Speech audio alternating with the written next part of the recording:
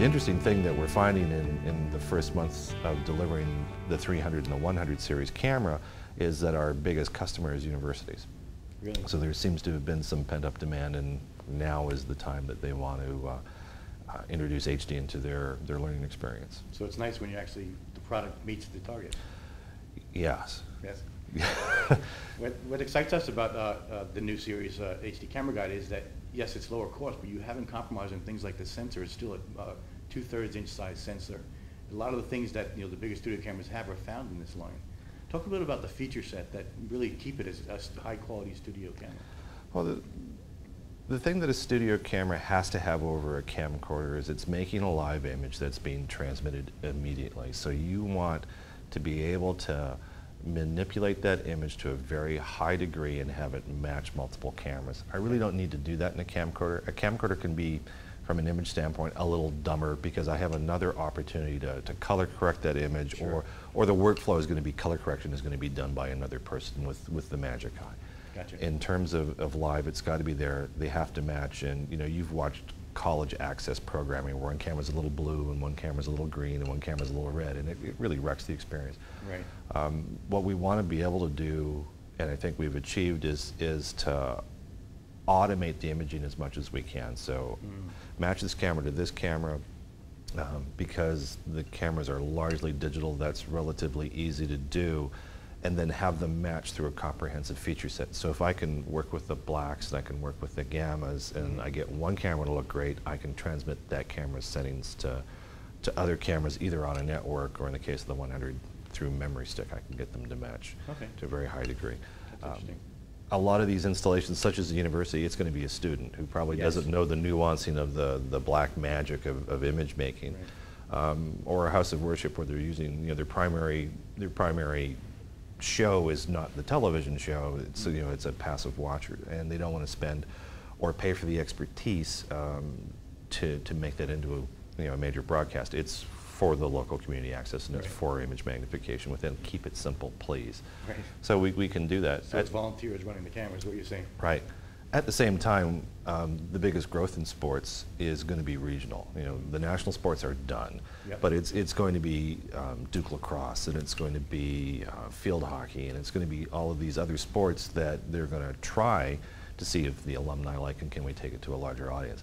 They don't want to build an $8 million truck or rent an $8 million truck to try to access that. So if they can use a camera that has the lens connectivity to a 100x zoom or a 60x zoom, can be used in large lens adapters, can handle large viewfinders and work in a traditional OB roll, but it's relatively simple and can be operated by students. They're well ahead of the game. And the whole premise of groups like Sports Video Group is to actively find a way to do sports broadcasting at a very high quality level, but for lower dollars than they're doing it now, because that's a really, really tough business at this time. So.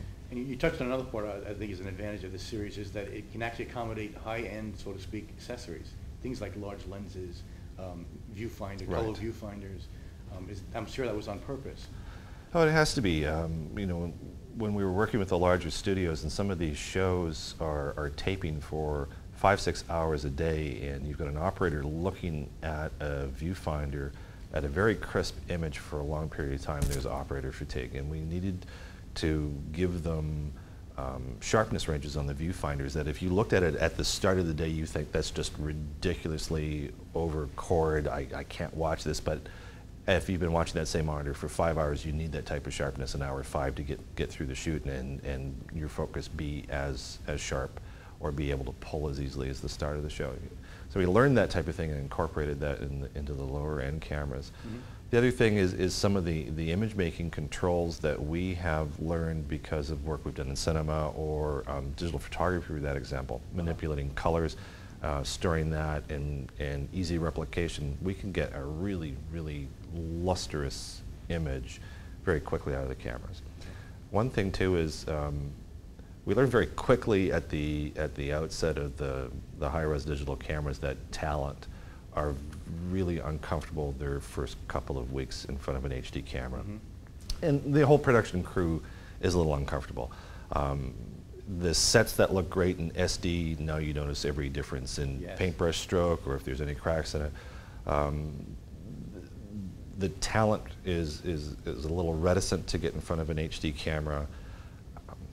Is my makeup artist ready for it? There was all these things that you should go to airbrush makeup and different people trying to enter the business. So there was a lot of very nervous agents. So the making people look good in a very high-res situation is actually good science. And what we created was softening circuits and even defocusing circuits, so skin tone detail is very smooth, and you can go too far with these things and it look rather cartoonish, but you need to be able to define those parameters very quickly, adjust them, and make it repeatable on a bunch of cameras and be able to do the same thing tomorrow. And that's extremely difficult to do on a camcorder, for example, but it's easy to do on our cameras. Great. People are saying to me, it sounds almost too good to be true, this camera series.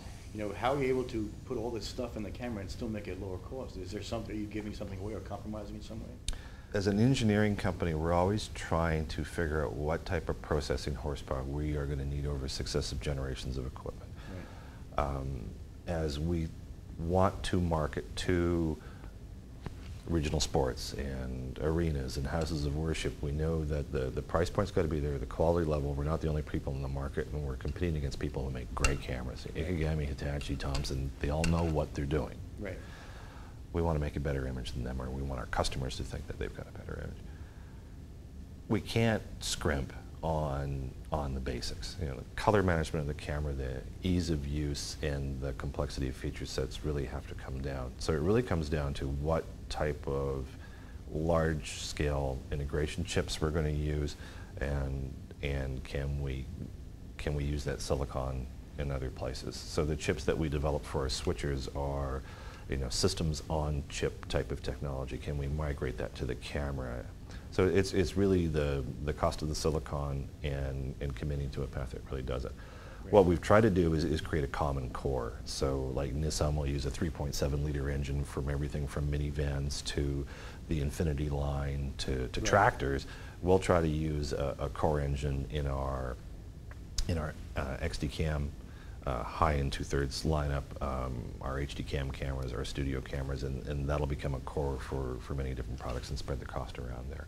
Very nice. The other thing that we need to develop for is the BRIC countries. So television in China is growing at an exponential rate. You've got India coming online, Brazil's coming online, and television is a relatively new thing. And if you take a nation with the population of China and the demand there, there's going to be hundreds of television stations developed there. And what we saw from Beijing is a very, very hungry audience.